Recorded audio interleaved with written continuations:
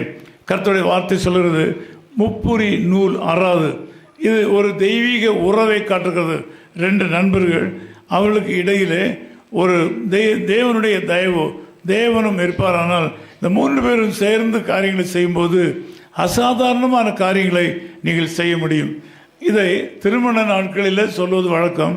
இது உலக வாழ்க்கையில் பார்க்கும்போது கூட நல்ல நண்பர்கள் ரெண்டு பேர், நல்ல மனதில் வேற்று சிந்தை இல்லாதவர்கள், ஏக சிந்தை உள்ளவர்கள், எந்த ஊழியத்தை எடுத்தாலும் ஏக சிந்தை உள்ள ரெண்டு பேர் இருந்தால் அவர்கள் அசாதாரணமான காரியங்களை செய்ய முடியும்.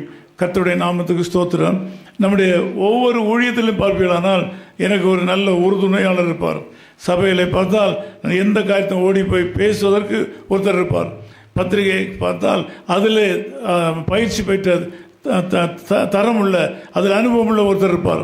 இவ்விதமாக வேதாகம கல்வி எடுத்துக்கொண்டால் அதில் எனக்கு உண்மையாக என்னோடு கூட செயல்படக்கூடிய ஒருவர் இருப்பார்.